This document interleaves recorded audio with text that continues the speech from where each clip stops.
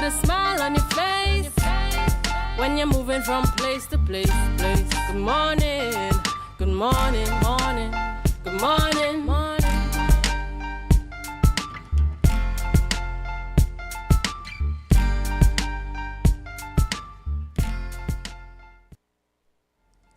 Good morning, and welcome to the morning show here on Tobago Updates Television. It is Thursday, 7th November 2024, and we're coming to you live from the Port Mall here in Scarborough, Tobago. I am Adana Kumbi, and this is the day that the Lord has made, and of course we will rejoice and be glad in it.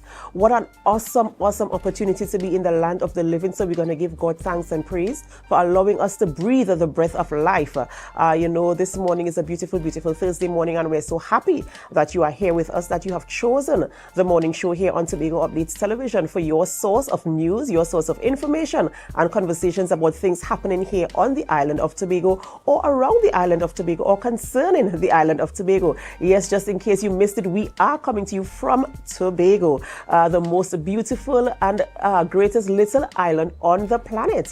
Yes, we are so happy that you can join us, and we have a wonderful conversation lined up for you this morning, and we do hope that you could stay with us throughout the programming this morning. But before we get into all of that, we're going to head on over to the news in 90 seconds. Thank you, Adana. Here is your news in 90 seconds for Thursday, November 7th, 2024. Tobago has once again secured a spot in the top 5 of Wanderlust World's Most Desirable Island Award. This marks the 3rd consecutive year Tobago has achieved this award. Tobago is the only island to have consistently remained in the top 5 for the past 3 years, highlighting its enduring appeal and desirability as a travel destination.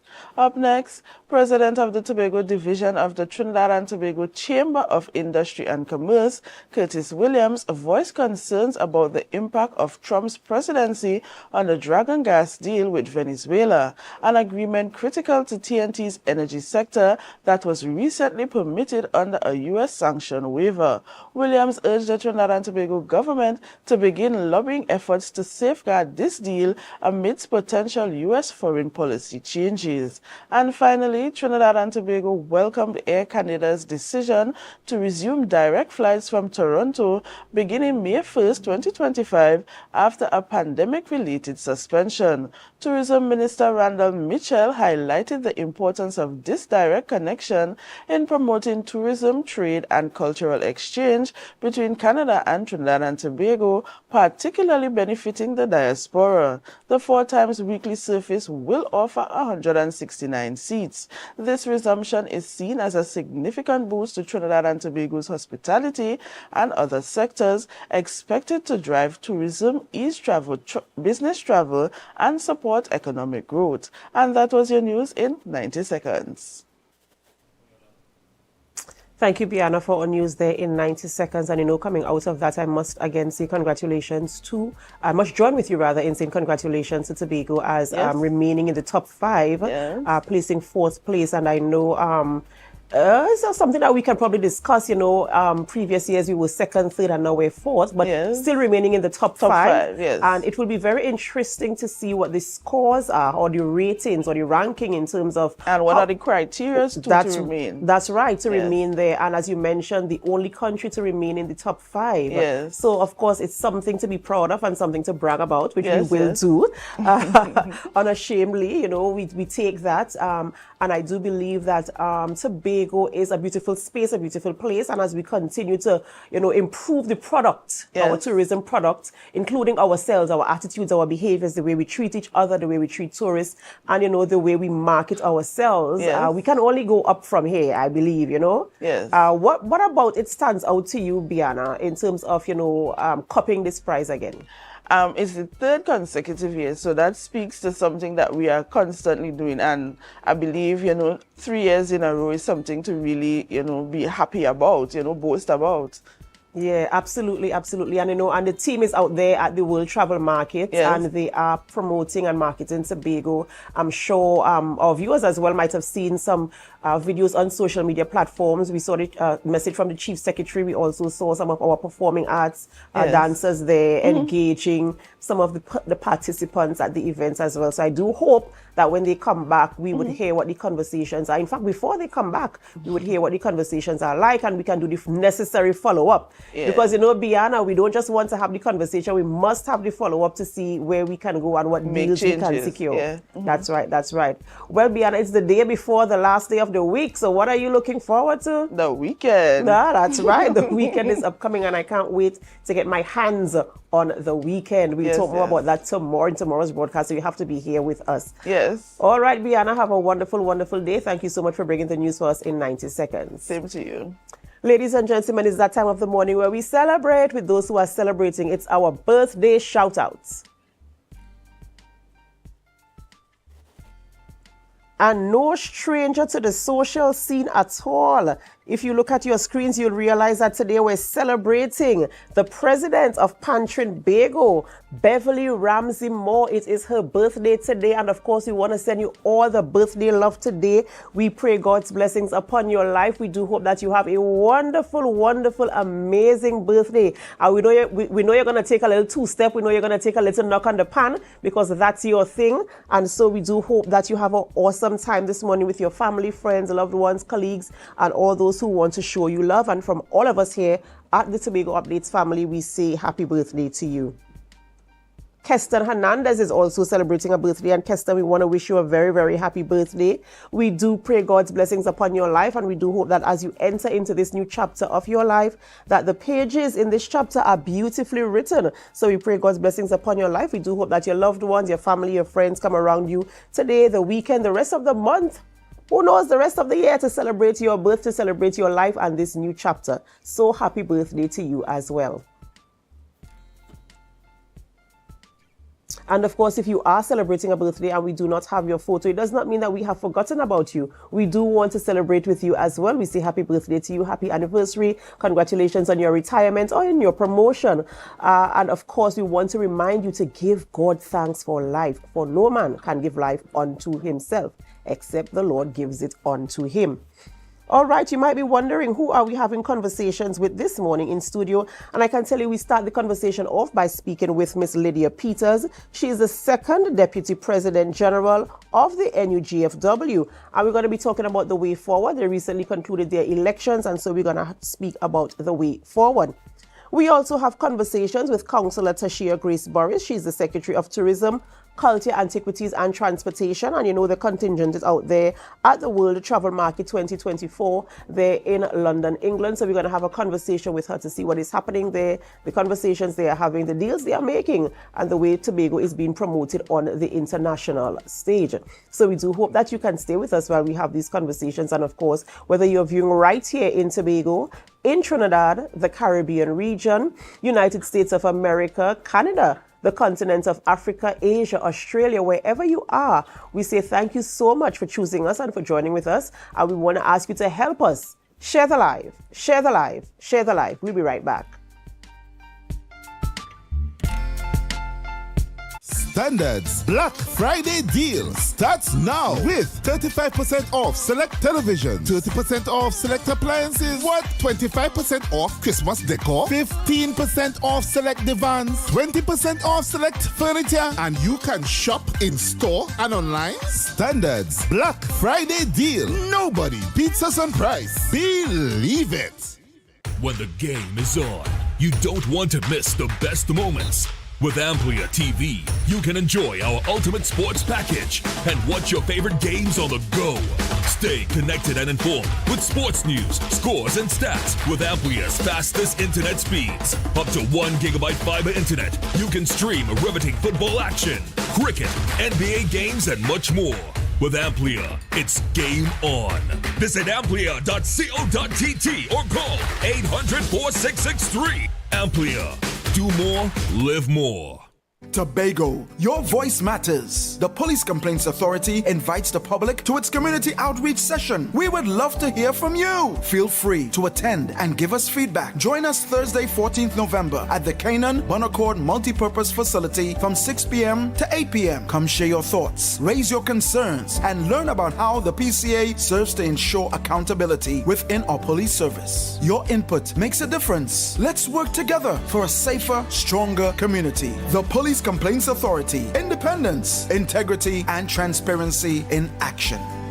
Attention members, now is your chance to double or even triple your dividend payment with no increase in your existing loan payment. Don't miss out on this incredible opportunity to boost your dividends effectively. Whether you're planning a vacation or simply looking to maximize your savings, we've got you covered. Call us today at 639-8226 or 631-1336. Message us on Facebook for more information. Hurry, this offer won't last long. Bethel Credit Union, because we see you at BCU.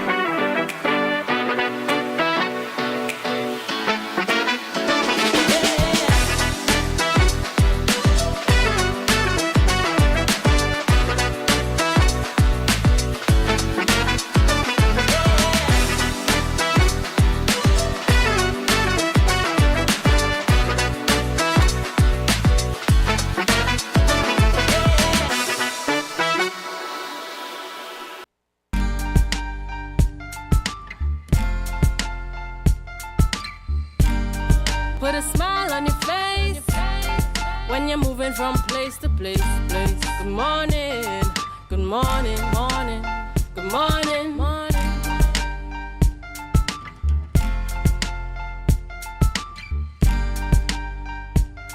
Welcome back to the morning show here on Tobago Updates Television, and thank you so much for staying with us. We begin conversations this morning in studio and we speak with Miss Lydia Peters, and she is the second Deputy President General of the NUGFW. They recently concluded their elections there on the 28th of October, and she has been elected in this position. Good morning and welcome. Good morning, Dada, and thanks for having me. Right, and first and foremost, I must say congratulations to you for winning that position within the organization here on the island of Tobago. We want to get straight into the conversation.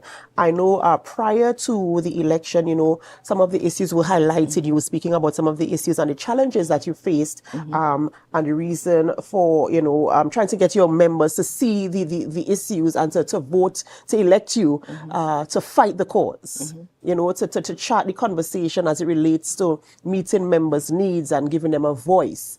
So now that you are in the position, what are some of the things that you want to address immediately into office? All right, but before I so do, I would like to express our heartfelt thanks and appreciation on behalf of our newly elected President General, Comrade Christopher Street, and his entire executive, to our members who came out and voted this new executive into office. I want to say to our members that we are filled with immense gratitude and humility.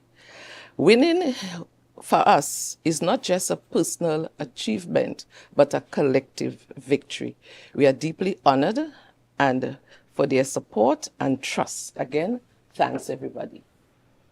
Now, on our campaign, what we said is that we are committed.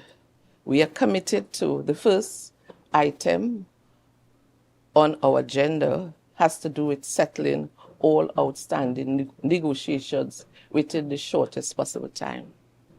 The 4%. The 4%,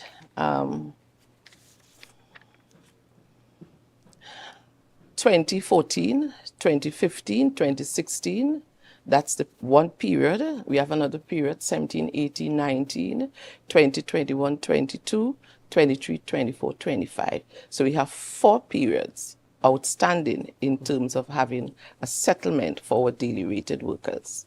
So the 2% went like this. In 2014, 0%. In 2015, 0%. In 2016, 2%. And we believe that it is very insulting, and we believe it's unfair, and we believe it's disrespectful to offer 2% to our daily rated workers. And I would tell you why.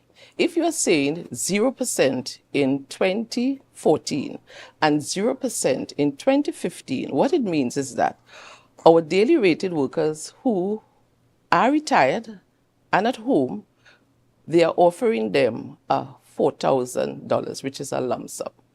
In the past, whenever a percentage is given for those years, is that their benefits are recalculated and then they get a sum of money in keeping with whatever with the percentage that we offer. So that is our task. And one of the things that we are going very hard on is the consolidation of cost of living. Years gone by, we have the cost of living consolidated, and now they are saying no. So this is our first task, to see how we can settle this negotiation, because bearing in mind, the daily rated workers, they are on the lower strata. And giving them a 4%, what it means is that a 2% and a 2%, what it means is that it's $4.70 per day for the people in grade 9, $47 a fortnight, 26 fortnights a year, $1,222. That is their back pay for that year 2016. So we are at it to see how we can settle this negotiation, as I said before, in the shortest possible time. And, just listening to these figures while you're speaking, I do hope that you get the conversation going and that you do get the necessary action. Because when you think about it over time, the value of the money, it doesn't have the same value, because you're talking about 2014, yes, 2015, and 2016 to be applied now in the present time. Yes. And if you're talking about $1,000 a year increase, it really is a topic for discussion. And I do hope that as you go in and you have those conversations, you're able to negotiate in such a way that leaves an impression and forces them into action to take the necessary action. Yes, and again too, for January 2024, we were told, in 2023, we were told that our hearing would be in January of 2024.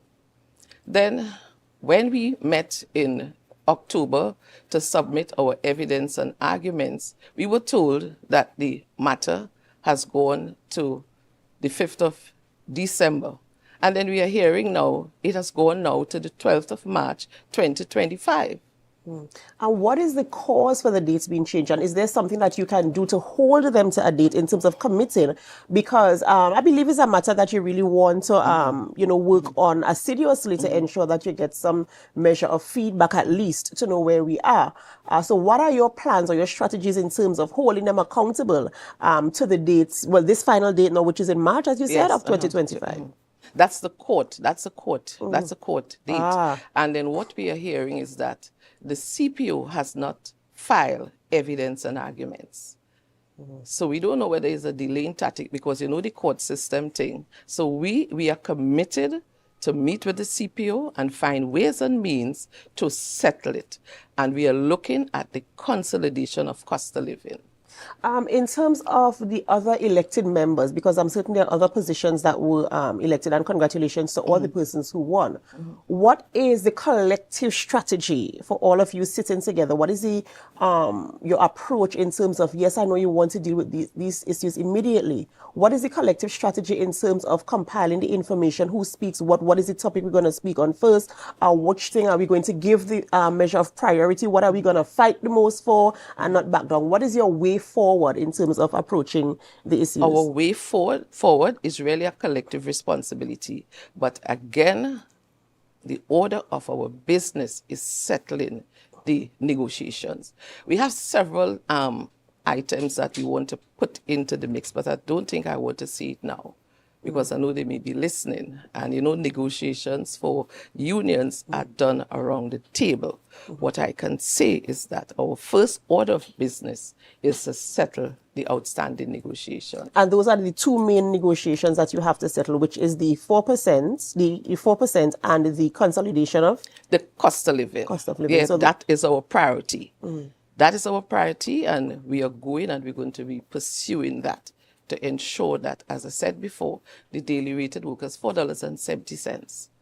So we are going to be going all out for a settlement. And what type of support so far have you, I mean, it's just the 28th of October, which is about 2 weeks ago. What type of support have you been feeling from your members in terms of being elected in this new position that you're in?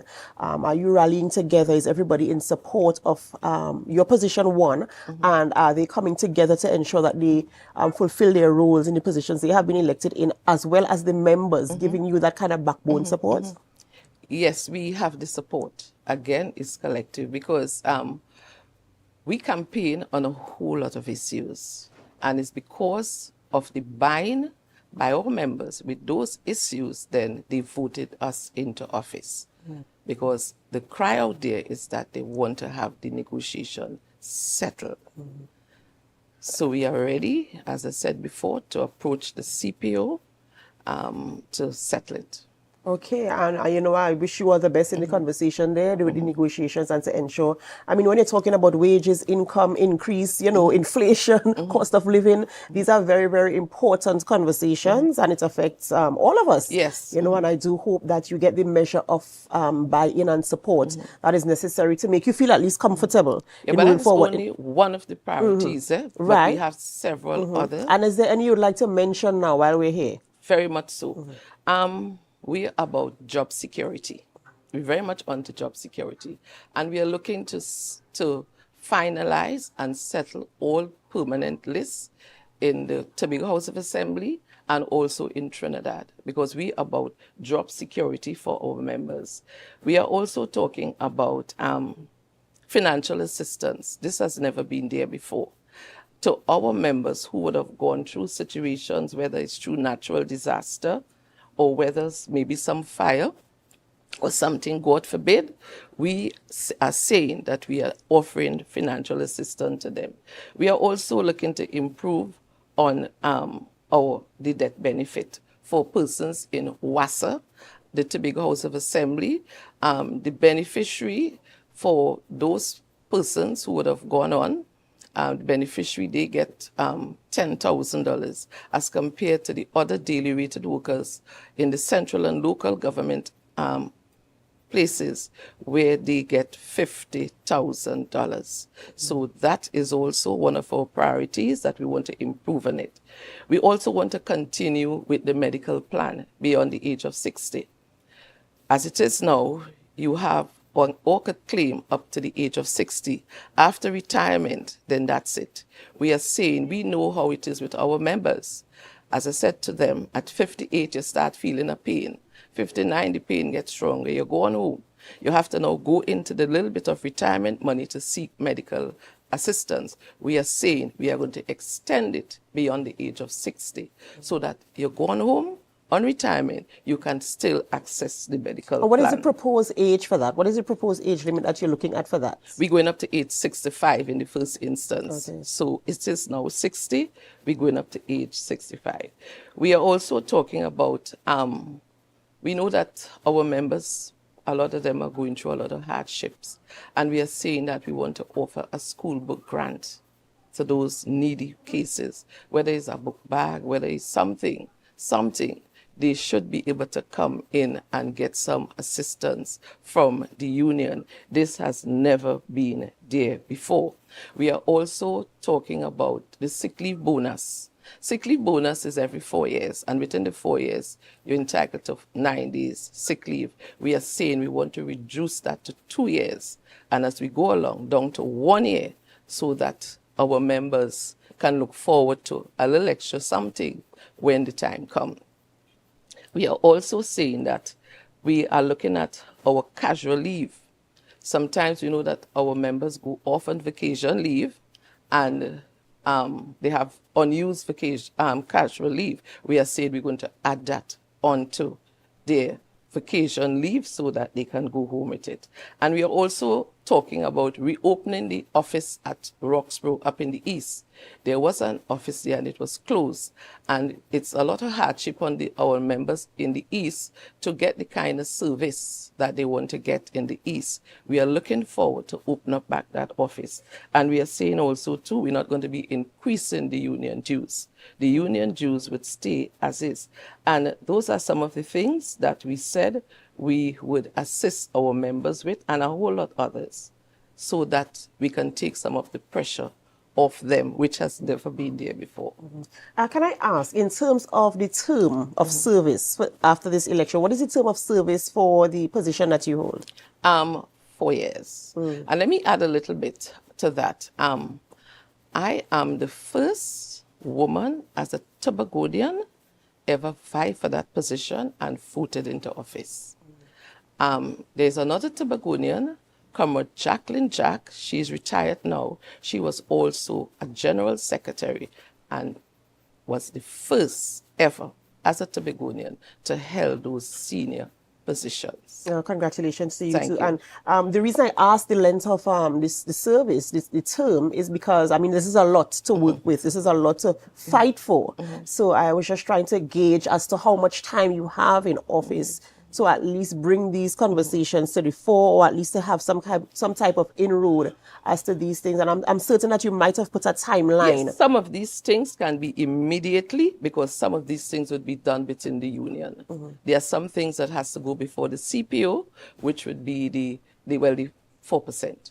Right, but some of these things that I just made mention, like the school book grant and giving assistance, because we are saying that the assistance that we're looking at is like $10,000 to persons to help them, especially those who have to undergo medical assistance.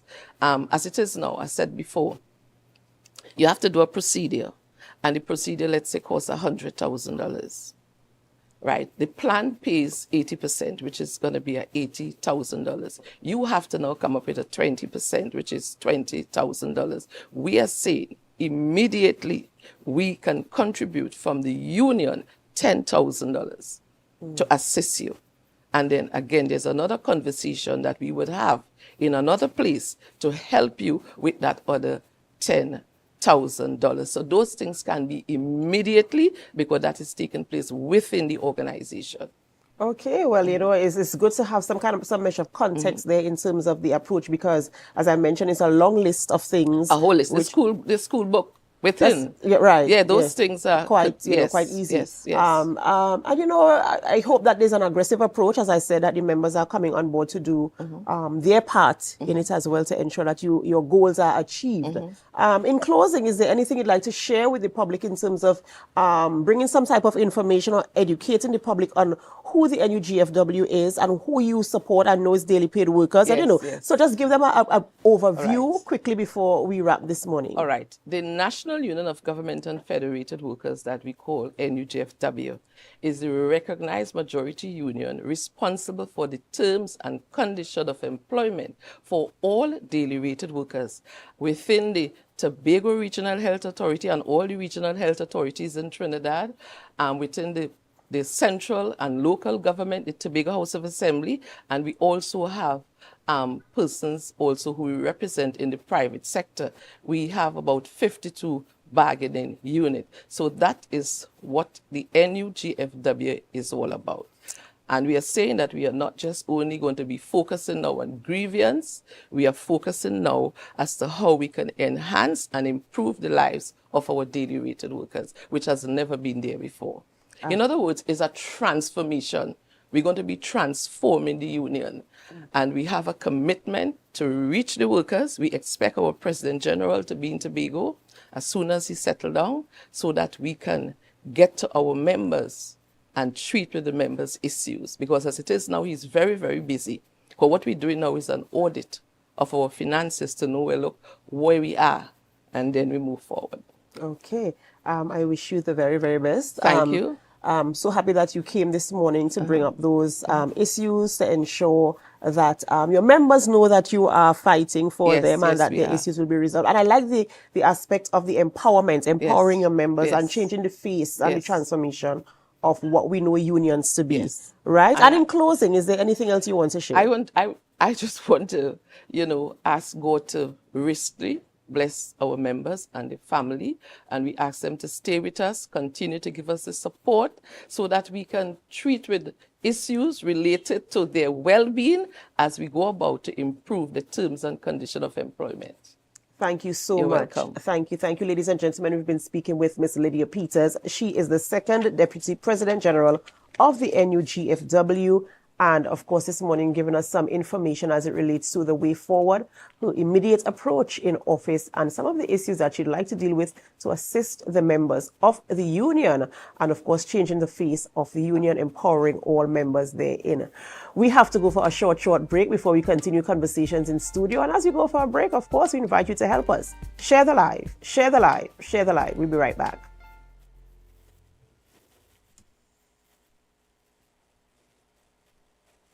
Black Friday starts now at Courts. Get new and amazing deals every week with the lowest prices on the hottest electronics, top-of-the-line appliances, and stylish furniture. No need to waste your time shopping around. Plus, you can shop now and pay us in February 2025. Black Friday starts now.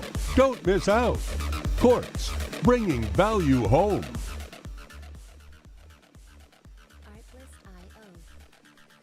Get ready for Tobago Star Quest Next Level 2024. Join us for an unforgettable night of talent and excitement as Tobago Star Quest, in collaboration with Tobago Updates, presents the first semi-final on Thursday, November 14th, 2024, and the second semi-final on November 28th, 2024 at 7 p.m. at the Shore Park Complex. Celebrate the incredible talent from across Tobago's communities and witness a showcase like no other. Admission is just $50. Don't miss your chance to support the stars of tomorrow. See you there.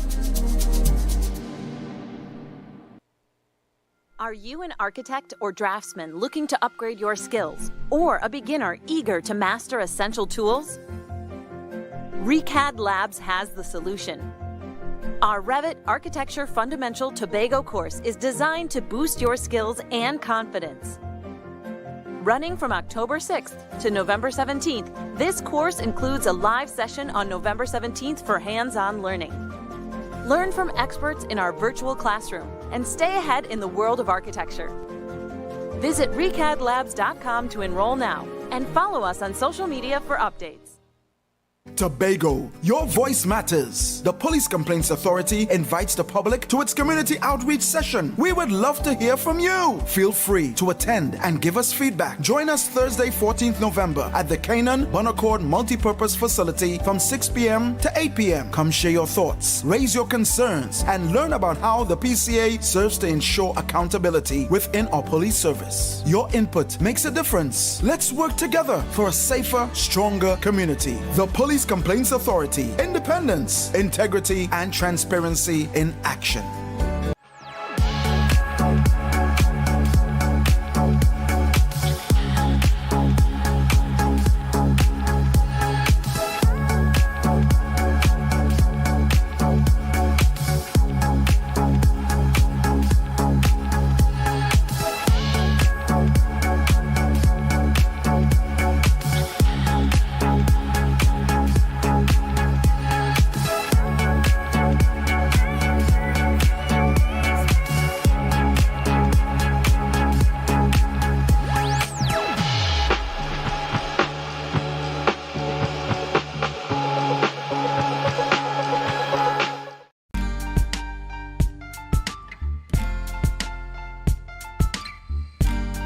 Put a smile on your face when you're moving from place to place. Good morning, good morning, morning, good morning, morning.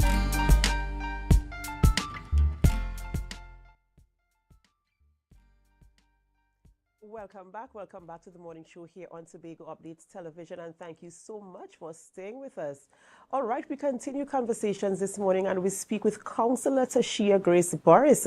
She's the Secretary of Tourism, Culture, Antiquities, Transportation here on the island of Tobago, and of course, we're talking about the World Travel Market happening there in London, England. Good morning and welcome.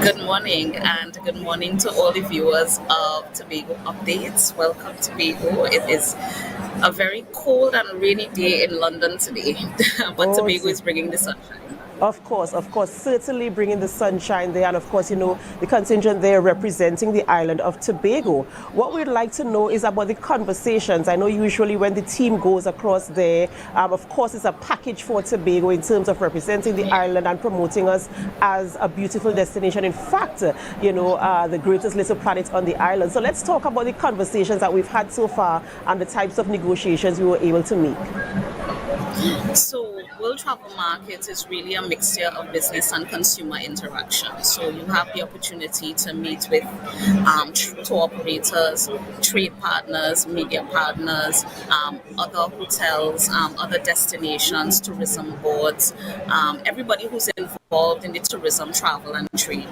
Tobago has been focusing its conversations on our main tour operator partners, our main partners in terms of airlift, British Airways. We've also had some conversations with our media partners, National Geographic, BBC, a wide range of persons who are doing publications in both print and digital media.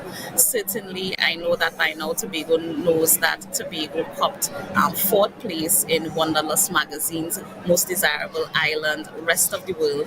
And I want to put that achievement in context. I know in 2022 we came 2nd. Last year we came 3rd, this year we came 4th, but I can tell you that that 4th place is very well earned because of the stiff competition that there is in terms of the amount of persons in that category, as well as destinations, more mature tourism destinations that Tobago is going up against. So for Tobago to be adjudged 4th place in the world, and these are not votes tallied from persons in Tobago or persons in Trinidad, but these are votes being sent in from persons who are readers of Wanderlust magazine all over the world. And for them to say that Tobago is the 4th most desirable island in the world, I think is a testament to our consistency as a destination. It's a testament to us getting it right in terms of our mix of culture, heritage, events, off the beaten path experiences, and certainly for us to provide activities for every type of traveler, from those who are looking for a budget experience, for those who are looking for high-end luxury experiences. Tobago continues to consistently show up in the space, and I think that is testament to our consistent placing in the top 3. In fact, no other countries that were judged top 3 last year or year before placed in the top 3, only Tobago. In addition to that, we received the Lonely Planet Award alongside Trinidad. So Trinidad and Tobago as a destination received the Lonely Planet Award, the top 25 best in travel destinations for 2025, and Trinidad and Tobago is ranked 7th. And again, that says to the world that Trinidad and Tobago is a destination to watch, that you can go to Trinidad for business, but you can come to Tobago for leisure and pleasure, and that we have the best to offer in terms of culture, heritage, food, events, everything that you can think of, safety, security of the island, all of that. So World Travel Market continues to be a success for Tobago. We had a number of stakeholders who accompanied the delegation this year, a number of accommodation providers in the private sector, our tour operators who have been consistently showing up. We actually this year wanted to focus more on providing an immersive experience. So we had Tonsi Chocolates, which is one of our local chocolatiers, showcasing on the stand and, you know, demonstrating their coffee and their chocolate, and that has been a huge hit with persons visiting.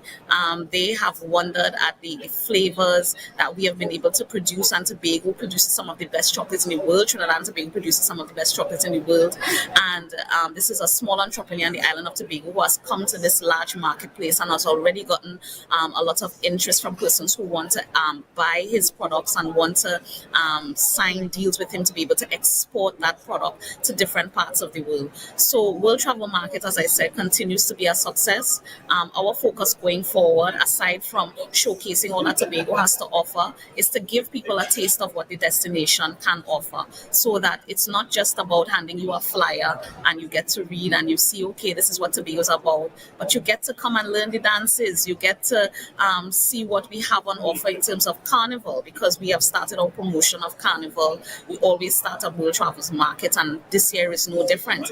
We have our second place winner, Miss Runner-Up Miss Heritage Personality, Miss Clavia Simpson, who is on stand with us. And this is our commitment to giving young people an opportunity to be able to come out to forums like these and have a stage and showcase their talents. And Clavia is one of those young persons who is one to watch. Multiple music festival winner. We have Mr. Dion and Simone Scipio Briggs, who are well known in the cultural sphere, who are here doing multiple roles, not just dancing the old time wedding, but Simone is a well-known Mukujambi practitioner. Dion with the different characters for Carnival and different characters that he does. And they are also operating on the booth themselves, giving information, directing persons to where they need to go. And in some cases, extreme cases, if they have to sit and talk to someone and get some information, they are also doing that. So everybody who comes to WTM has multiple roles that they are playing. I myself have had several meetings with persons who are interested in doing business with Tobago, interested in coming to invest in the island in different ways. And for us, the strength of WTM is in the follow-up after, ensuring that these relationships can continue to be fostered, ensuring that we can now sit back and strategize so that next year we'll be able to measure our successes year on. So it's not just about accepting awards and, just being part of the atmosphere, but we must be able to say that coming to World Travel Market has redounded to benefits to the destination, meaning heads in beds, meaning more visitors to the destination, more spend in the destination, and certainly us putting forward a business case for more direct airlift to the destination, which is critical for all of these things to happen. And I was just about to say, in terms of the conversations that you're having with, partnering with, whether it is airlines or hotels or whatever you're, promoting, what is the kind of time span you're looking at in terms of, okay, when we get back, because this is just the initial conversation at this phase. When you get back, what kind of time frame do we, when we sit back, we assess, okay, these are the potential clients we spoke with, this is the direction the conversation was going. When do we sit to strategize and say, okay, let's get back to the conversation and turn it from conversation into action? Well, that is almost immediate, because we must be able to, as I said, measure our successes. We have to set goals for ourselves in the industry. So based on the data that we've had coming out of COVID, we're looking at increases in our international stayover arrivals. So for example, when we look at the amount of persons coming in on BA, we are so far 15% ahead in forward bookings for next calendar year. And we had a 13% increase in terms of the amount of persons who traveled on BA in 2023 versus 2022. And for us, that continues to show that BA is doing better numbers when it comes to selling Tobago. And we have that flag tag with St. Lucia. Actually, we are doing very strong business. And, we have our challenges in Tobago in terms of how much rooms we have available and the fact that we do not have rooms in certain categories like 5-star categories, etc.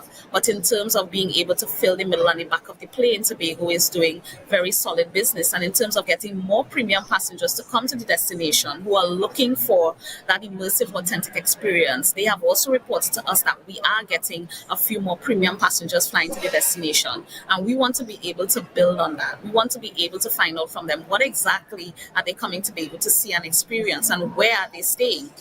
The other conversation that we have already started with the Tobago Hotel and Tourism Association is how are we helping our members to upgrade their plans and to be able to ensure that they are now having rooms in higher categories. So whereas somebody may have been 1-star, 1.5 star, how do we get them to 2-star, 2.5 star, 3-star in the short to medium term, so that those conversations are already in train. And the thing that has to happen when we get back home, because we're all doing prioritization at this time, is for tourism to be able to say, well, look, we're going to expend some money in helping our operators upgrade their infrastructure, build capacity, training, things like that. And on the other hand, we do need to spend some more money on marketing, because I know people are looking at the pictures in the background and they're seeing this stand, and it's a nice stand co-branded with Trinidad. But if you were here to see what some of the other destinations are doing, you would understand that for every $1 Tobago spends, somebody else is spending $1 million, and you get out exactly what you put in. So, for example, Qatar has already recorded 90% more visitor arrivals than they did pre-COVID. And the Middle East, Saudi Arabia, 56% more arrivals in 2023 versus before COVID. But they are spending millions of dollars on marketing their tourism product. So hotel investment, billions of dollars. New hotel plants are going down every 6 months. They are opening new hotels. They are redefining luxury in the tourism space. These are the people that we're competing against. So, I mean, we have been told is that Tobago has very solid product, that people love the destination, they love the island, they love how safe it feels. We just need to be able to get a move on in some of the hotel developments that are in train. We have the Elephant Tree that has already broken ground. We already have the Mantle Lodge that just opened, the smallest Ascent Collection member. The Marriott is in the process of getting their CEC, and that is why we have to make a push on some of these foreign direct investment type conversations. The land license continues to rear its head because it is a challenge for us to get FDI into Tobago because of the land license, and I'm hoping that we really can get some movement on that in the next couple of months at least, so that we'll be able to have something come out of these conversations, because it's not for a lack of people wanting to come into the Tobago space. It's just that there are some challenges that lie outside of the remit of the THA to fix right now, and that requires conversations at the level of central government. But once we can get that consensus and once we can get that cooperation, then I think that Tobago is in train to become very, very successful on the tourism front in the short to medium term. This sounds very, very promising. There's a burning question that I'd like to ask. What region or area are we earmarking? The most interesting area that you're trying to market to get to come to Tobago. There are some countries in the world, sometimes you might not have heard of the names of these countries, and it might be really interesting to get them to know about us and to come to Tobago. So what type of region or areas or countries are you kind of trying to earmark to have partnership with? Well, if I have to start off the top of my head, the Scandinavian region, in the past we did excellent tourism business coming out of Scandinavia, and the data that we have show that the UK is our largest source market by numbers, then Germany, then persons from the Scandinavian region take up place 3 to 10 on that list essentially, and they still love Tobago. And the challenge with the Scandinavian region is we currently do not have a direct flight, but we have been in conversations to be able to hammer out some kind of arrangement where we can get some connectivity from the Scandinavian region to Tobago, because they thoroughly enjoy what we have on offer. They've enjoyed our accommodations. They enjoy the off the beaten path type experiences. They love to hike. They love to dive. They love to lime where the locals lime. They are our kind of people. So heavily selling to Scandinavia at this point. Also, there is huge potential in the African continent. When I visited Ghana earlier this year, there was huge interest in the connecting Africa to their descendants in the Caribbean, and they had their whole Come Home marketing campaign where they were encouraging Africans, descendants from all over the world to come really experience being back home and walking on the soil that your ancestors walked on. But aside from that, they are also very keenly interested in being reconnected to this side of the world and meeting their descendants from the Caribbean, from North America, from South America. So definitely Africa seems to have some potential. There's actually a world travel market due to take place in Africa, in South Africa next year, April. So that is something that we can look at, because definitely a lot of the culture that we have that we call our own comes from our African roots. And it would be very important for us to begin teasing them in terms of showing them what Tobago has to offer, because we know that there are some conversations taking place at the level of government in terms of some air services agreements between Nigeria, Ghana, and these places. And Tobago needs to get, I think, to the front of the park and in front of the marketing and front of mind in terms of positioning itself as the greatest island on the planet in the Caribbean for everything related to African culture. And I think that the African continent has huge potential for us as a source market that we can look into. We also should not be sleeping on South America. In terms of proximity, they are closer than our long-haul destinations, UK, and our medium-haul destinations, USA. We have Brazil in the south, we have Suriname, we have Guyana, which has huge potential now. So these are some of the areas that we are looking at in terms of what their citizens are looking for when they go to vacation.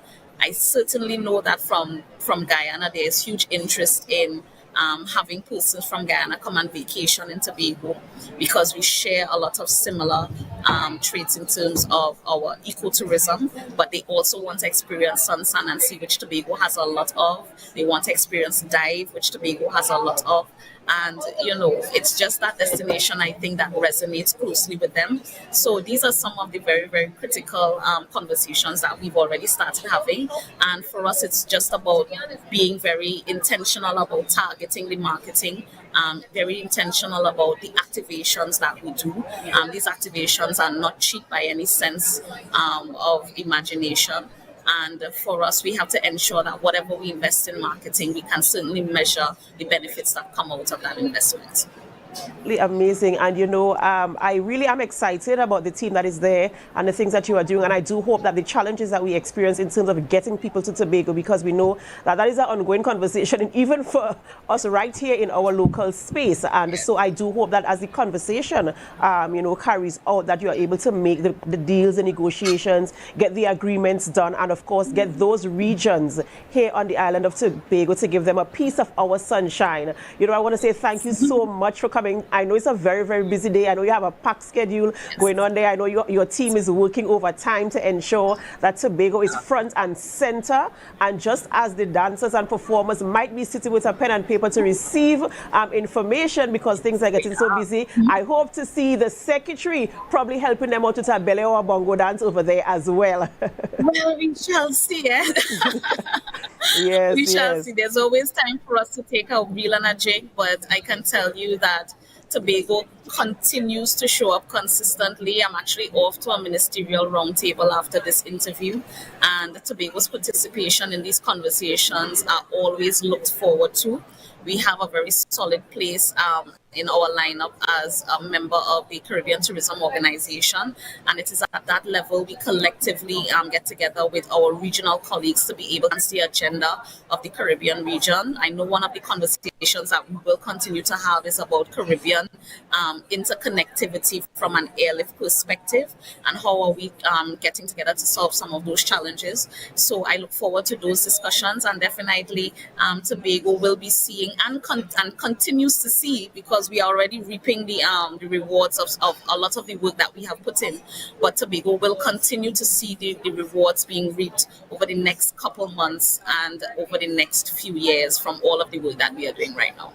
And I wish you the strength and the grace to continue persevering and ensuring that we get, the satisfaction in terms of the arrangements and negotiations, discussions, all the partnerships that we want to form out there at the World Travel Market. All the best to you and the team, and we will be checking back in with you again to see how things are going. Have a wonderful and awesome day. Thank you so much. You too. Take care.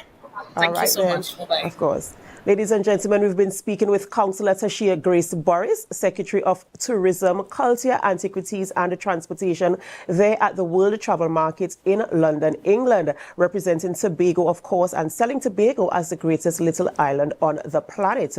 We have to go for a short break before we continue conversations in studio, but as we go, we invite you to help us. Share the live, share the live, share the live. We'll be right back.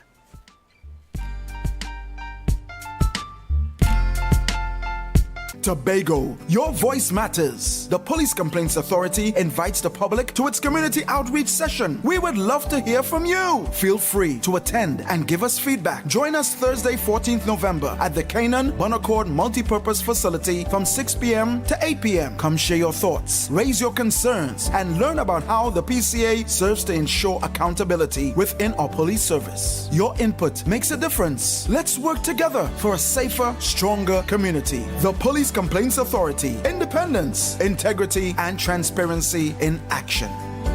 standards. Black Friday deal starts now with 35% off select television, 30% off select appliances, 25% off Christmas decor, 15% off select divans, 20% off select furniture, and you can shop in store and online. Standards Black Friday deal. Nobody beats us on price. Believe it. Get ready for Tobago Star Quest Next Level 2024. Join us for an unforgettable night of talent and excitement as Tobago Star Quest, in collaboration with Tobago Updates, presents the first semi-final on Thursday, November 14th, 2024, and the second semi-final on November 28th, 2024 at 7 p.m. at the Shore Park Complex. Celebrate the incredible talent from across Tobago's communities and witness a showcase like no other. Admission is just $50. Don't miss your chance to support the stars of tomorrow. See you there.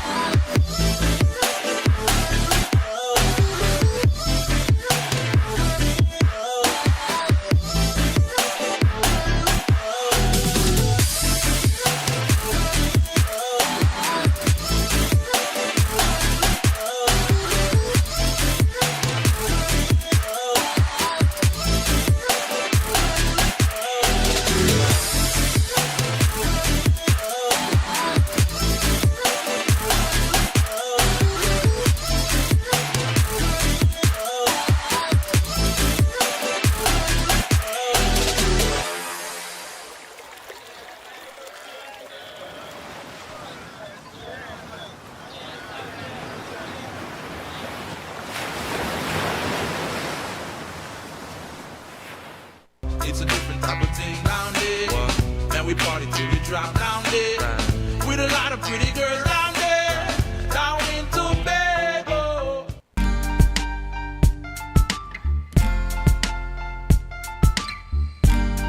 Put a smile on your face when you're moving from place to place. Good morning, good morning, morning, good morning, morning.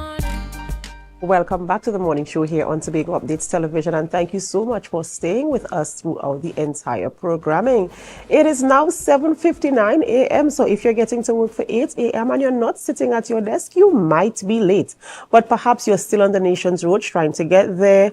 Remember to drive safely. We want you to arrive safely at your workplace so that you can have an awesome day. Do be productive today and have a wonderful, wonderful day. Well, this is where we have to end the morning show on Tobago Updates Television, and we're so glad that you stayed with us to have the conversations, to be a part of what is happening here on the island of Tobago. And of course, you know, I want to continue to say all the best to the team out there in London, England, at the World Travel Market as they represent the island of Tobago and try to make negotiations in terms of getting more countries to come to Tobago for a vacation throughout the entire year.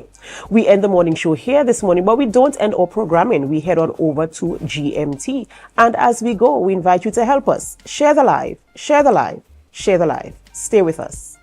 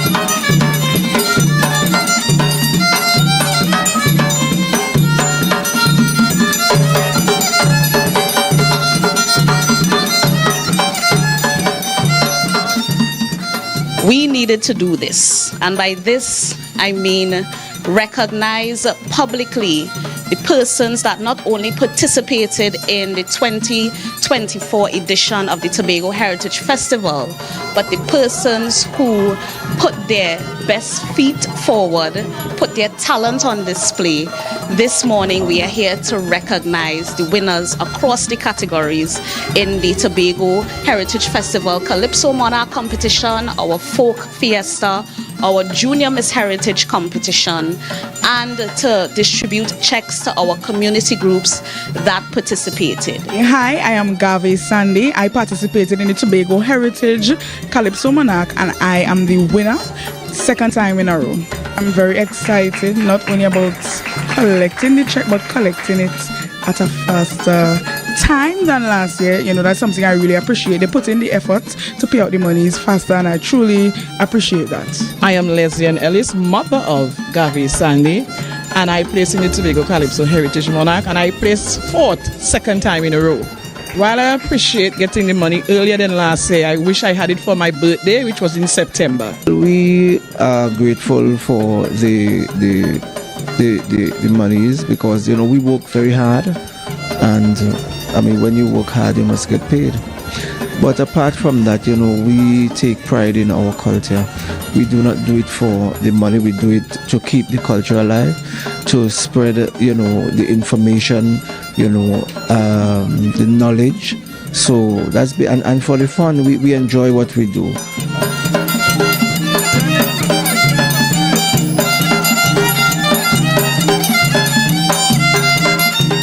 That was a production of the Department of Information, Office of the Chief Secretary, Tobago House of Assembly.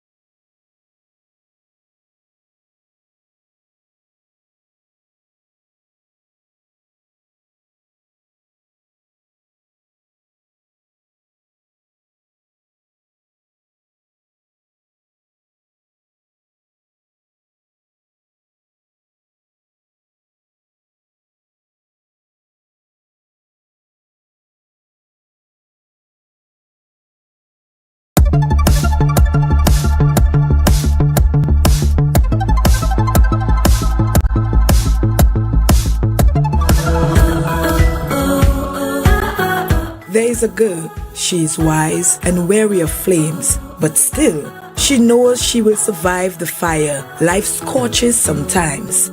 She has been a phoenix before and every time she burns to ashes, she knows exactly how to rise again.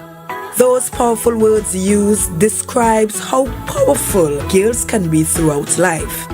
And recently, the world celebrated International Day of the Girl Child with the theme, Girls' Vision for the Future. And to commemorate this day, some of the island's most empowering women had the opportunity to share their stories and experiences with female students at Scarborough Roman Catholic Primary School. Today's program, featured especially on the girls, was instrumental. We looked for persons who we thought could encourage, give them that boost of confidence and so forth. I think the selection, it was good and the students seemed very receptive. I was roving throughout the presentation, so I would have peeped into the different classrooms, and they were quite receptive. Is that this year's theme is looking at females breaking barriers and just breaking through any glass ceiling.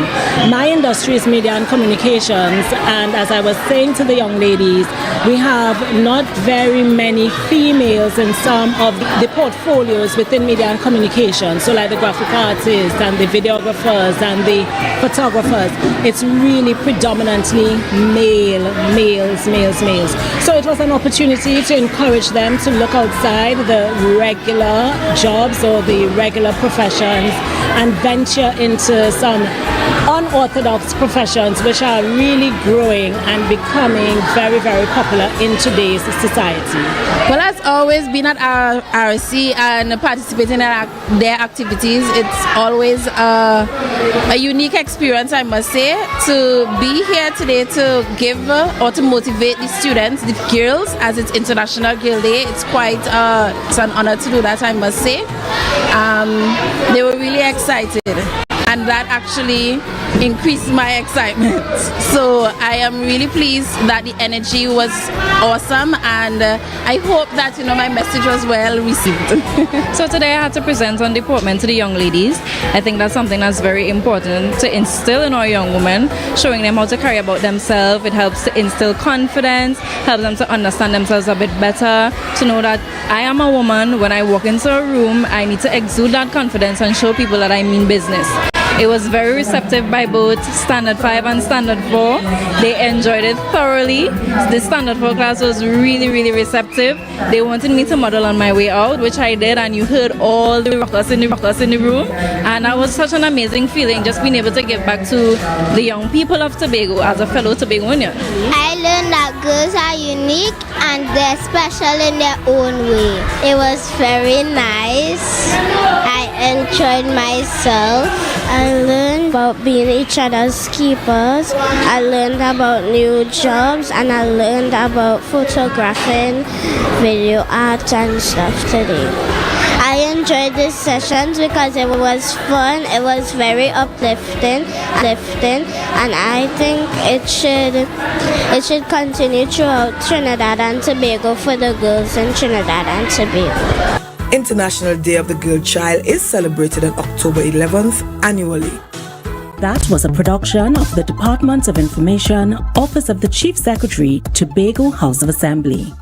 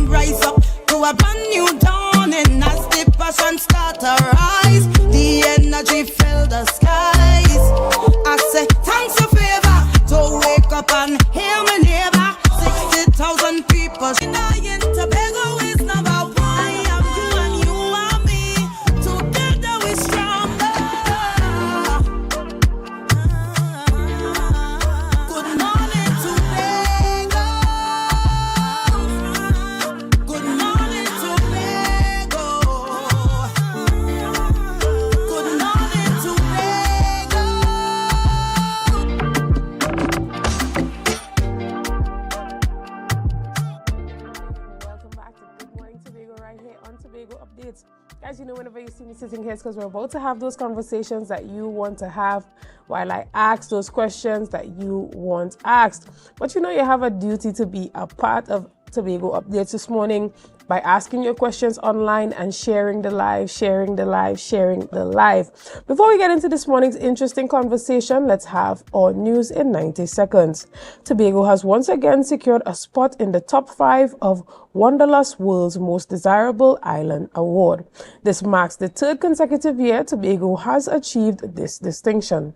Tobago is the only island to have consistently remained in the top 5 for the past 3 years, highlighting its enduring appeal and desirability as a travel destination. Additionally, President of the Tobago Division of the Trinidad and Tobago Chamber of Industry and Commerce, Curtis Williams, voiced concerns about the impact of Trump's presidency on the Dragon gas deal with Venezuela, an agreement critical to Trinidad and Tobago's energy sector that was recently permitted under the U.S. sanction waiver. Williams urged Trinidad and Tobago government to begin lobbying efforts to safeguard this deal amidst potential U.S. foreign policy changes. And finally, Trinidad and Tobago welcomed Air Canada's decision to resume direct flights from Toronto beginning May 1st, 2025, after a pandemic-related suspension. Tourism Minister Randall Mitchell highlighted the importance of this direct connection in prompting tourism, trade, and cultural exchanges between Canada and Trinidad and Tobago, particularly benefiting the diaspora. The 4-time weekly service will offer 169 seats. This resumption is seen as a significant boost in Trinidad and Tobago's hospitality and other sectors, expected to drive tourism, ease business travel, and support economic growth. And that was our news in 90 seconds. Now, this morning, I have the privilege of sitting in studio and chatting a bit about inter-school faith. This morning, I have in studio with me Mr. David Edmond, who's one of the committee members, and online Mr. Brian Nurse, and we are talking IVCF. Good morning and welcome. Good morning, Chanel, and to all of your viewers here in Tobago. It's great to be here. Thank you for having us. Yeah? Right. And this is the Inter-School Inter-Varsity Christian Fellowship. That's correct. And for the persons who don't know, these are the persons who would have usually come into our schools and, you know, share the good news about Christ. And now you are now having sort of a reunion for all the students who has ever participated in the program since its inception to now. Tell us about that. Hey. So Chanel, again, thank you so much for being able to have this conversation with you.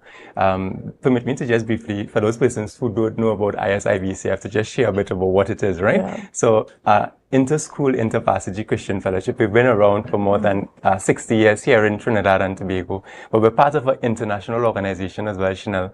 It's called International Fellowship of Evangelical Students, where we operate in more than 165 countries around the world. And so it's a privilege that we here in Tobago are part of this large organization. And just as you mentioned, we've been in the schools sharing about faith, and so a crucial aspect of this organization as well, Chanel, is about being able to develop leaders who are able to go into their schools, who are able to go into the society, go into their various spheres of work, and be able to influence wherever they are, being guided by their Christian principles. So it's an honor for us really to be part of this international movement. And just as you said, we're looking forward to having all these persons who were involved so many years ago, and even those persons who are involved now, to be at our AGM reunion that's going to be taking place this Saturday. Right. And we have Mr. Nurse joining us online. We want to welcome him into this discussion, Mr. Brian Nurse, who is also one of the committee members that's going to be a part of this discussion. But when exactly is this going to be happening? And it's going to be taking place at the Scarborough Library. Give us the time and dates. So Chanel, it's going to be this Saturday, starting at 2 p.m. That's the 9th of November. And may I just add as well, Chanel, this is the first time that we're actually having part of our AGM national AGM here in Tobago. And this is why we are so excited to invite those persons who were involved, those persons who haven't heard of IVCF for a while, or who were involved so many years ago. This is an opportunity for you to really come and interact and meet those persons who you haven't seen for a while, as well as some of the newer persons who are carrying on the baton, if you were to describe it like that. So it's this Saturday, the 9th of November, at 2 p.m. at the Scarborough Library, a facility that could host about 200 persons. So, we're open to have as many persons attending as possible. Right. And what is this annual general meeting going to be about particularly? Please tell us. For sure. Chanel, we have been seeing a lot of great reports and hearing of good things that's happening within the schools in the movement. And this is an opportunity for us really to share and to be accountable to all those persons who are involved in the movement, or even those persons who want to get involved in the movement one way or the next, to come and hear what is happening, to see how they are able to even make some proposals as to how we're able to advance as a movement, as well as those persons who want to get involved one way or the next. So that is what this AGM is really going to be about, sharing what is happening, as well as the persons to see how they could get involved. Okay, so you are going to be recruiting volunteers through the initiative? Yeah, absolutely. So if you're interested in volunteering, whether it be being part of the team that goes to various schools to assist there, if it comes to wanting to take part in one of the events, facilitating an event that we would have, because we'd have numerous events. There are times we would have national camps. There are various activities that would have, like some prayer events, and so there are events such as fundraising events. There's some get-together with the students as well. So there are various stuff that there are various work where we need volunteers. We need persons who may be interested in taking part to get involved. So it is a kind of recruitment. And what type of opportunities for growth do you think exist within the organization for persons who want to be a part? There are many, I would say. I'll start firstly with the students, right? Those persons who are involved in the secondary school. What we try to do, Chanel, is really see how we are able to equip students to become better leaders. So there's a lot of training for and the aspect of leadership when it comes to time management, when it comes to planning agendas, schedules, when it comes to dealing with conflicts, when it comes to financial management, and so there's many opportunities, training opportunities in that. In addition to that, when it comes to your ability as a student, when it comes to socializing and interacting with others, and so I think because Tobago is so small and we're able to bring the students together, you have that sort of encouragement that comes along with that sort of interaction, and knowing that you're not alone, that you're able to stand by good principles, ethical principles, and so while you're in school and becoming whatever you may want to become. There's a lot of there's some travel opportunities as well for students, because we do have international events, and so where we try to have our students attend and engage in as many as possible. For persons who want to be volunteers who were part of the movement before, there's the opportunity for you to really use your skills to see how you are able to transfer that to the younger generation, as well as there's some travel opportunities, there's some training opportunities. And who doesn't like to give back, Chanel? Who don't like to all of these skills that you've gained, all of the knowledge that you've gained, how you're able to share that with other persons. And how many years have you guys been in operation? Yeah, Chanel, here in Trinidad and Tobago, we've been in operation for more than 60 years. That was because of the great work of one of our founding persons here, Ruby Thompson.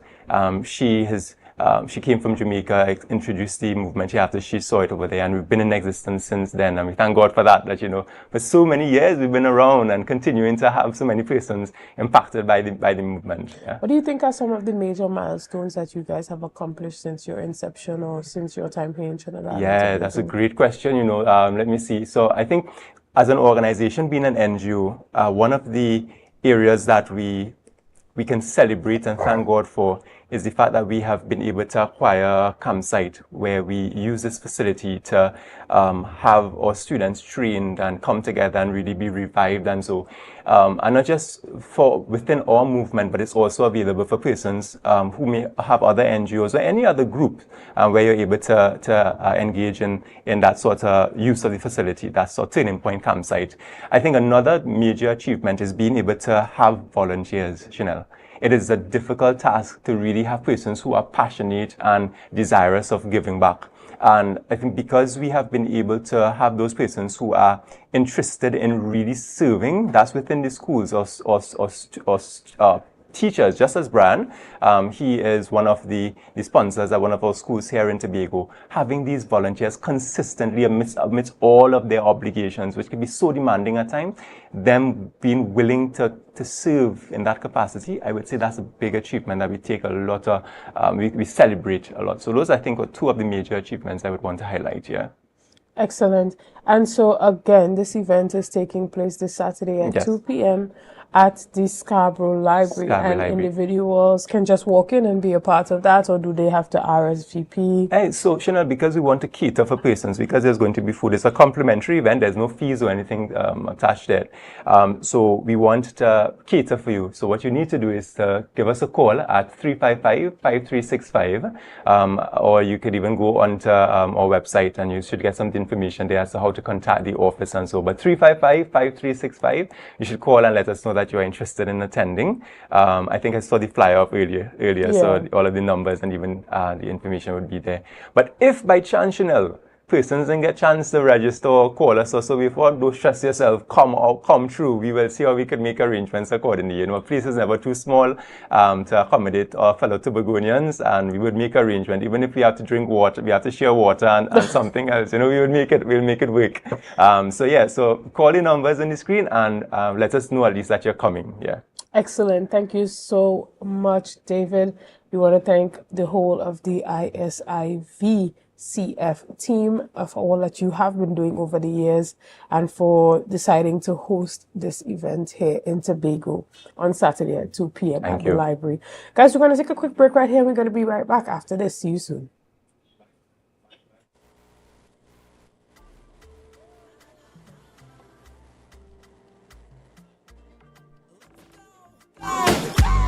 It's a brand new morning, rise up to a brand new dawning as the passion starter.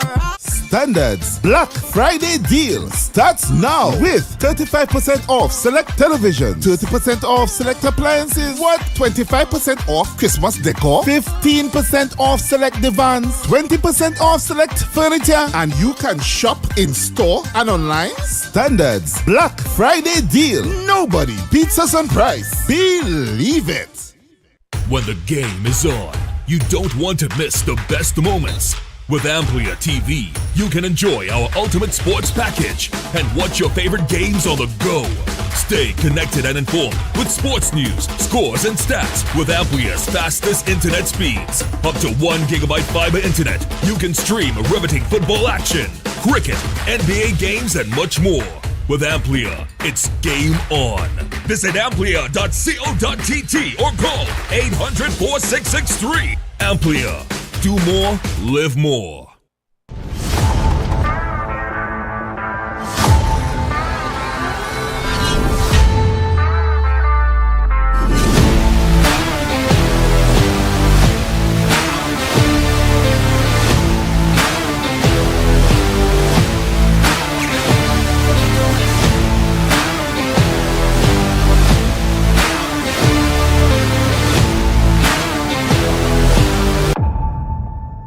Tobago, your voice matters. The Police Complaints Authority invites the public to its community outreach session. We would love to hear from you. Feel free to attend and give us feedback. Join us Thursday, 14th November at the Canaan Bonaccord Multipurpose Facility from 6 p.m. to 8 p.m. Come share your thoughts, raise your concerns, and learn about how the PCA serves to ensure accountability within our police service. Your input makes a difference. Let's work together for a safer, stronger community. The Police Complaints Authority. Independence, integrity, and transparency in action.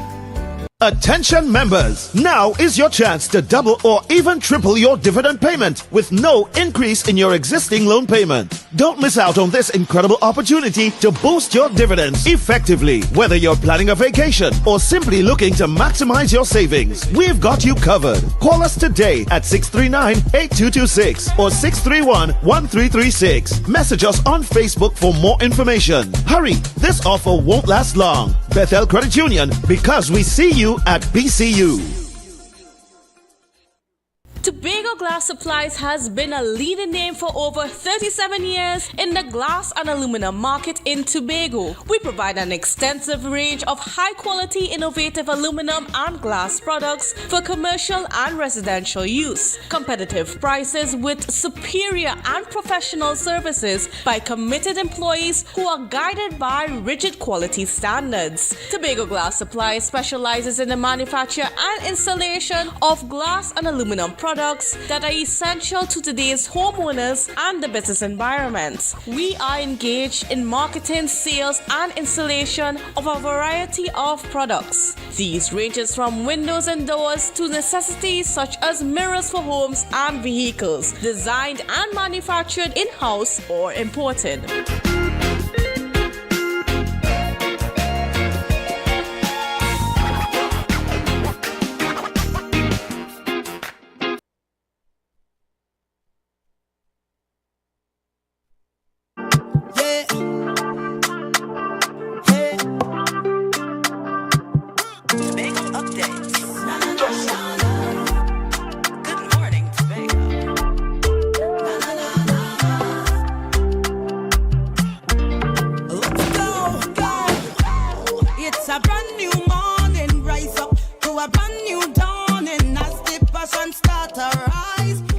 Good morning and welcome back to Good Morning Tobago right here on Tobago Updates. Now we continue this morning with lots more conversation, and we are talking about We Green Army. To have this conversation with me this morning, I have the privilege of sitting in studio with the Managing Director, Mr. Ian Smart, as well as Mr. John Prokop, who is a brand ambassador of We Green Army. Good morning, guys, and welcome. Right, and now, so Mr. Ian, you said that this initiative has been a part of your life's mission to help persons, businesses, governments, establishments go green. Correct. And so because of this, you have made some great strides with even swimming from Trinidad to Tobago. Tell us about the whole idea behind the We Green Army initiative. Well, basically, I've been operating Smart Energy, which is my for-profit company, for a number of years in Trinidad, maybe about 10 years in Trinidad. And now what I realize is a lot of environmental groups tend to operate in silos, meaning that they're walled off, they have their head down, they're fighting for limited funds, so they're not necessarily working together as a collective. So what I wanted to do is create a concept that would allow all these organizations to work as a collective, because we need a collective to basically tackle climate change, because it's a big problem. Excellent.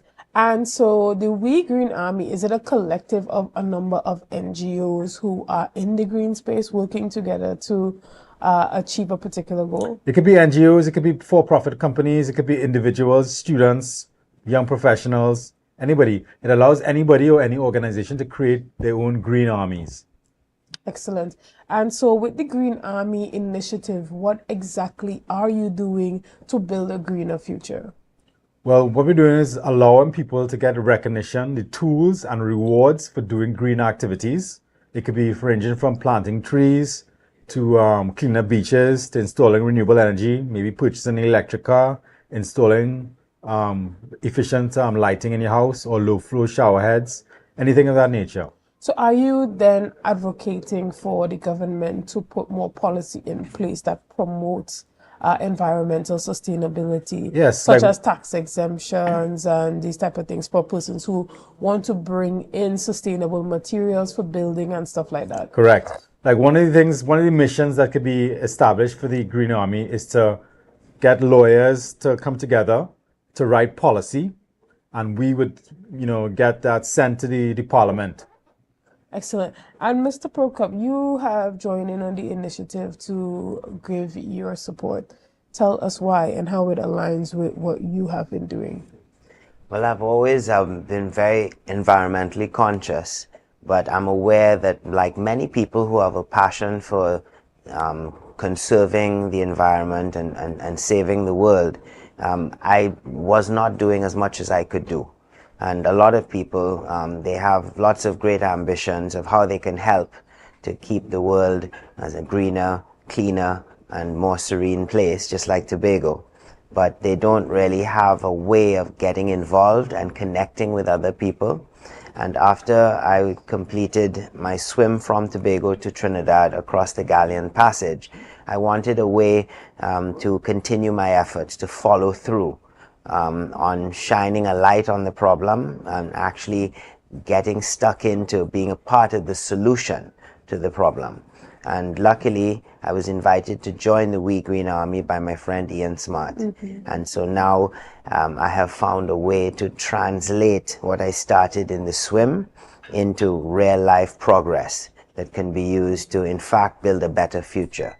Now that Ian lives in Tobago, we are championing the cause right here on our shores, and we are hoping to expand first through Tobago into Trinidad and Tobago, and then from there to the region and hopefully internationally.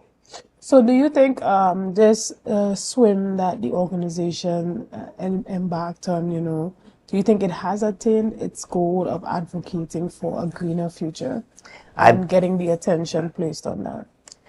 Well, I believe that we did get the attention that we were looking for, and now we're hoping that we get the involvement that we need. So we need people to join the We Green Army, become a part of the movement. And the good thing about it is that the We Green Army supports all who are involved and connects all who are involved. And so that's the goal. Right. And when it comes to future activities, what can we see happening with the We Green Army as well as Smart Energy in this thrust towards a more sustainable future in Trinidad and Tobago? Well, first off, we have to build the app. So right now we have a donation campaign running on Donate 86. If you go into technology section, you'll see We Green Army there. And we're running basically a donation campaign to raise funds to build the app. Once you build the app, then it's up to the individuals in the country and citizens to do whatever missions they want to do. Excellent. And tell us a bit about what that app would entail and how persons can, even though they may not be a big time investor, how can they contribute to seeing this come to life? Well, for example, I'm a scuba diving instructor, and I do a lot of lionfish hunting because I represent the Tobago Lionfish Eradication Project. And a mission that is an example of what you can do for the We Green Army is simply to go out and hunt lionfish, or get trained and learn how to hunt lionfish, and then begin removing these invasive alien species from our territorial waters. So I am actually doing what I do and turning that, for example, into a mission. Okay, so is it that the app would then be highlighting all of the green initiatives that are happening on the island of Tobago and Trinidad and Tobago by extension? Well, think of it, the app like Facebook. You have a wall. Right. On the wall, you would have green missions people created, which will show when it happened, where it happened, how many soldiers involved, what is the task involved, and you can scroll on the wall and see missions and learn, decide whether you want to join a mission or not. Okay. And then they could have in the future, you could have a button on the mission where people could invest in a mission, like fund it, kind of like crowdsourcing climate change. Correct. Excellent. That's an excellent idea. I mean, I know a lot of organizations who are interested in the fight against climate change, who may be interested in funding. I don't know if you have reached out to some of those international organizations, such as the European Union in Trinidad and Tobago, and a number of these organizations whose thrust is towards climate resilience as we speak. There's also IDB and a number of these other organizations. So have you guys started to have those conversations? Yeah, I've had conversations with them in the past, but my idea was, I think, 10 years ahead of its time. So people weren't, necessarily sold on the idea initially. Because I went on planting seeds and pitched the idea back in 2014. And the judges who were responsible for deciding whether to invest in it or not, gave it a thumbs down. But I hope maybe I can change their mind in the future. Excellent. I think so too. I think that we're now at a place where the rest of the world is beginning to catch up with the importance of climate sustainability and the impact of climate change now, even locally and within the region, and the role that the Caribbean region plays in the overall ecosystem. From your conversation here today, what do you want persons to do as they listen to you and your thrust towards creating this app? Well, donate. That's the best thing you can do. Talk with your money. Right. Okay. And are you having particular targets? Are you targeting corporate sponsors, everyday individuals, or other NGOs to also come on board and grant their support to see We're going to this target everybody. come to life? All right. And so for you, what would you say your long-term goal is with this initiative? My long-term goal is to continue helping to save the environment. So I am a founding member, thanks to Ian inviting me on board at this stage where it's sort of pre-construction. And this is very exciting because we are about to launch the app once it has been built. So now we need to generate interest, generate support, and I hope to continue doing long ocean swims as a representative of the We Green Army to continue to capture people's imagination and attention, and hopefully encourage people to begin developing the much needed relationship with the environment, with the ocean. And we're starting, as I said, here in Tobago and Trinidad and Tobago, and hoping to expand throughout the region and internationally. So this is definitely a vehicle for real tangible change when it comes to sustainability and environmental protection with regard to the importance of reversing climate change. Excellent. And what about you, Mr. Ian? What would you say your long-term goal or focus would be? Well, to expand the mandate of the Army to incorporate as many environmental aspects as possible. I mean, one aspect of climate change is war. War is bad for the environment. You know, at some point we probably want to expand our mandate to include conflict resolution around the globe. Understand, and that is a huge agenda and a big goal. But I hope that you are able to attain that goal. Is there anything that you want to share with the people before we round up our discussions this morning? I just want to say that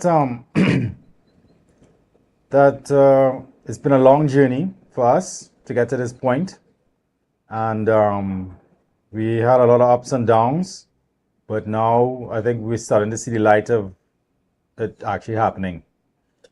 Excellent. And I really hope that you are able to see that come to light and have the right conversations with the right persons. I know that under the Division of Food Security, they do have that sustainable development component, and this may be something that they would be interested in funding and being a part of and supporting. So there's an avenue there to have the conversation. Guys, we want to thank you so much. We're going to take a quick break, and we're going to be back right after this. See you soon.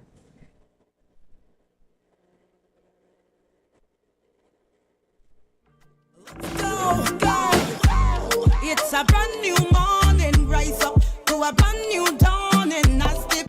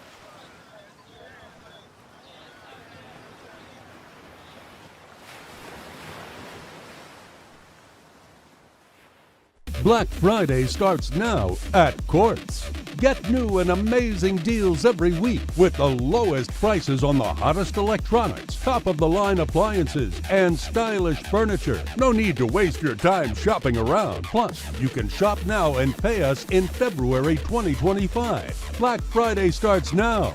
Don't miss out. Quartz, bringing value home.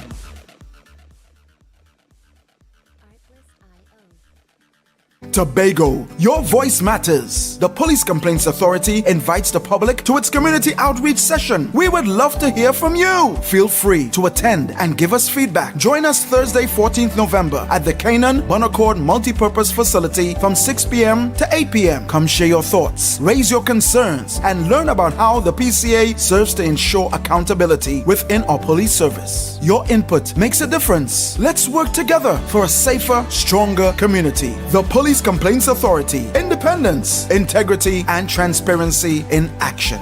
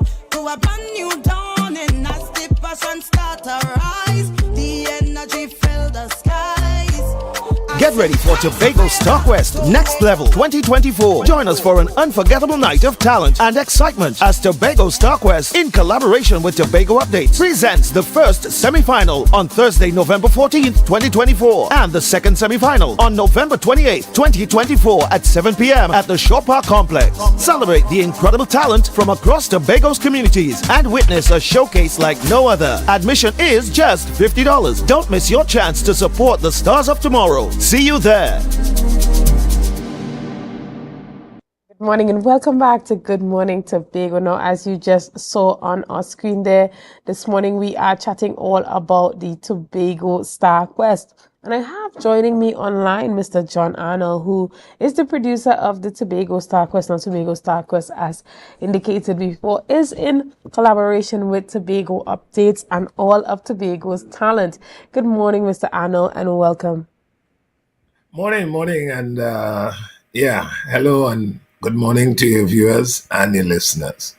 Right, and we have been looking on, and we have been seeing a number of talented Tobagonians coming forward, having a number of viral moments throughout the season so far. We've seen persons cutting out clips and posting it on their WhatsApp pages and creating all the memes and stuff like that. But outside of it being fun and entertaining, it is also a key demonstration of the type of talent that we can harness here on the island of Tobago. Tell us a bit about some of the amazing talent that you have seen throughout the season so far. Yeah, so first off, let me just say that, no kudos to me. It's a team of us. I like to give everybody their credit. And the Tobago Star Quest team is a team of about 6 or 7 of us that very concerned about the creatives in the space and opportunities to showcase their talent, and also about communities coming alive. Community is being strengthened through the use of the performing arts as a kind of corridor for success and so on, and opportunities. So from where we sit, we have worked assiduously for the last maybe 4 or 5 months. And from August, as you know, and you've stated, we've had the preliminary sessions.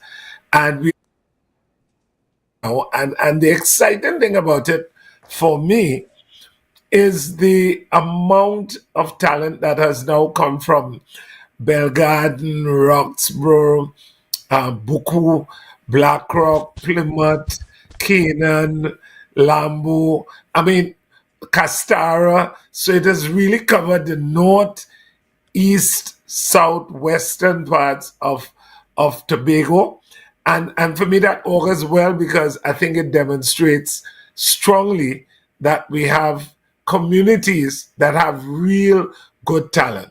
The issues now we'll have to address as we move forward would obviously be the elements of training and development, which I'm very, very passionate about. And in that way, we can build some sustainable products in Tobago. So we have the 2 semifinals coming, and one is actually next week on Thursday, November the 14th at Shore Park. But we can talk. Excellent. And as you spoke a bit on the idea of, training and expansion of the talent, the winner of the Tobago Star Quest, what type of talent management would be rendered to that person? Well, that's an excellent question. So first, let me answer by saying, as you know, the majority of the performers that would be seen in the semifinals are singers. But the beautiful thing about the singers is that they cover a number of genres. So, from dancehall to pop to R&B to gospel, hip hop, calypso, soca, reggae. So I love that about it. But also remember, we also have dancers. We have folk dancers. We have ballroom dancers. We even have one magician who is a mentalist, who is going to be part of the semifinals. And let me just say that, to answer your question, yes, the overall winner will get $100,000, and that's the big end prize. But more than that, we are hoping that people will obviously see some of these talented people in the space, in the ecosystem of the performing arts and so on, and that these can probably be opportunities to say, hey, this is somebody we can work with. So we have not been able to say for this program that we have a training and development aspect after. However, for next year, one of the visions we have, and we're already in discussions, is a program that will start early in the year for training and development, right? Specifically for persons who want to participate in this kind of show, so that we kind of move the talent and increase the quality. And so by the time they take part, you can be assured that the preliminaries themselves would be of all-star quality. Right. And would this be sort of like a boot camp style artist training workshop?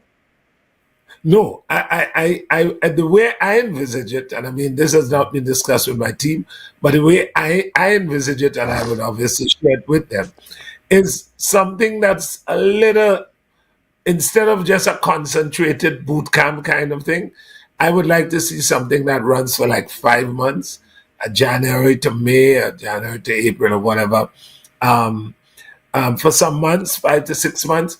And during that time, I think we'll be able to monitor and evaluate and see the progress of people, rather than a boot camp, which is a kind of shot in the arm process. So I think that's what we're looking at. And hopefully, let me just say it early, what's exciting, why people need to come to these semifinals, is you have 18 on the 14th, and you have another 18 on the 24th. But beyond that, we are only picking 10 finalists. So I don't have to tell you from 38, 36, 38, well, 19, yes, it's 19 on one week and 18 on the other. So we're talking, yes, 37, somewhere around there. And basically, from that, we will be picking 10. Now, you must know, to pick 10 from 37 is a real task. And we're hoping that we will get the finest and the creme de la creme of Tobago for the finals, which takes place on December the 14th. And by the way, the cover charge is just $50 next week. Excellent. And even with this lead up training session, do you think we would be able to get some footage of that as well during the show? You know, kind of like how it's structured on, let's say, for instance, America's Got Talent. You see those cutaway images of them, you know, in training, or the lead up story and all of that. Yeah, so let me just make it clear that we are doing a training session for the finalists.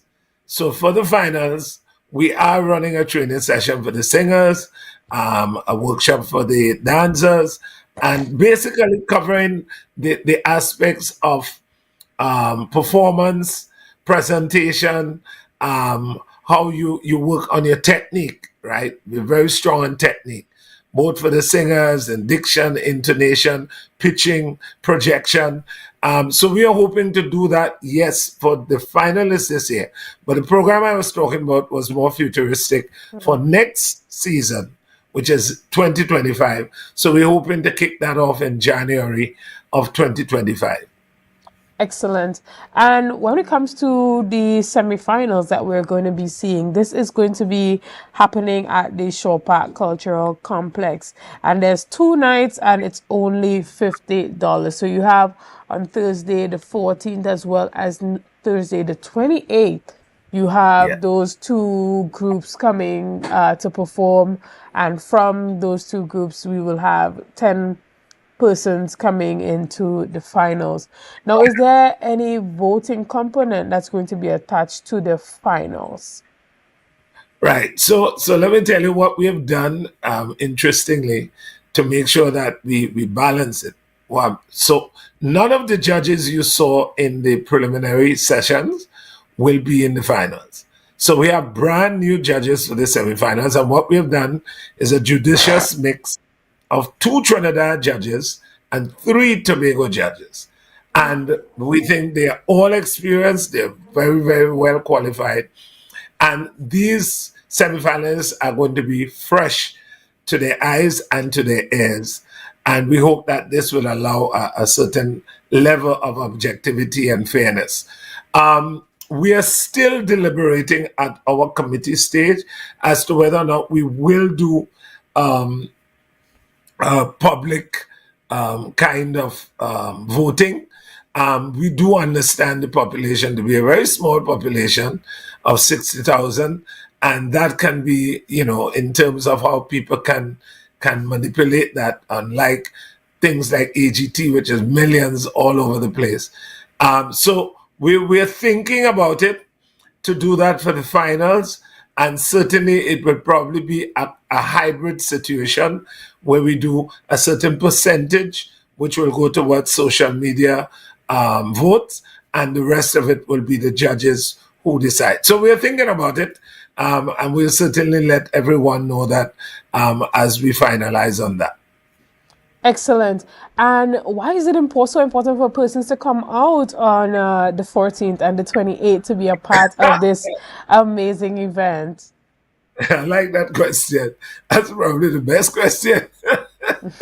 I like that. Why? Now, there are several reasons why it's important. One, I think in terms of supporting Tobago talent, 1. 2, an opportunity for entertainment, an opportunity for leisure, an opportunity to come out and have recreation in terms of the kind of entertainment. The third big reason for me would be the kind of community support. we need communities to support those persons. And on Facebook, we're talking about the communities and people who are representing these communities.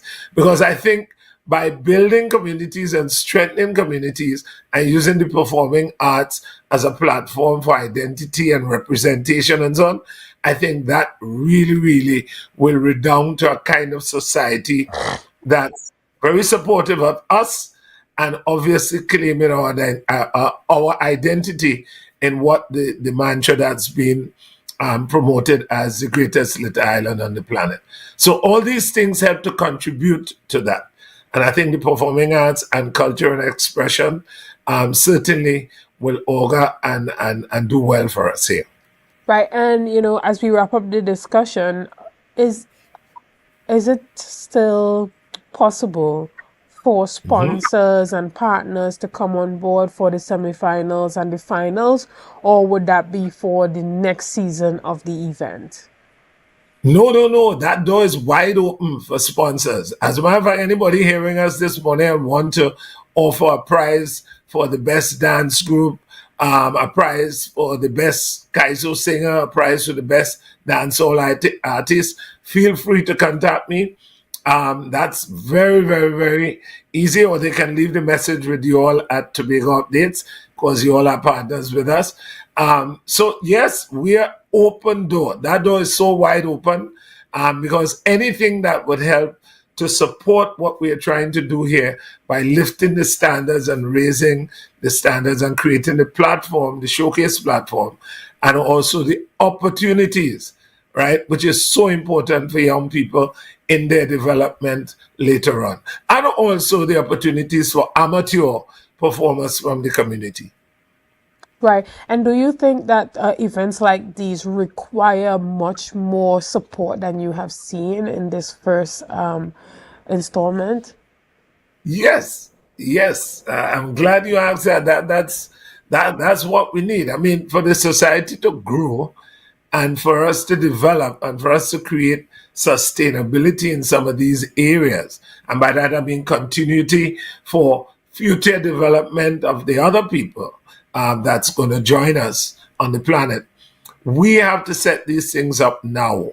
And I'm really, really hoping that more and more business persons, right, on this island, and that's increasing. We now have a new airport coming. It's going to be more business coming. It's going to be more opportunities on the island. So we are hoping the corporate sector, wherever they are, small, medium-sized enterprises, everybody, we hope that they can certainly support this initiative. Because although this is the first year, we're hoping that we can build it out next year and the future years ahead.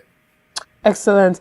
And I believe that this would also be a part of one of those staple events here in Tobago that persons would look forward to every year. Yes. Now, we have to unfortunately wrap up this morning, but Mr. Arnold, I want to thank you and your team so much for all that you have been doing to help harness talent here in Tobago, specifically with the orange economy, and giving the support to the creative sector.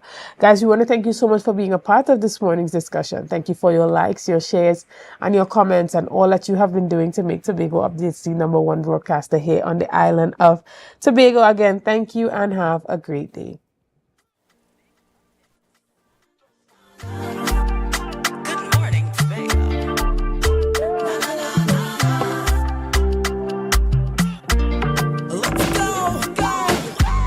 It's a brand new morning.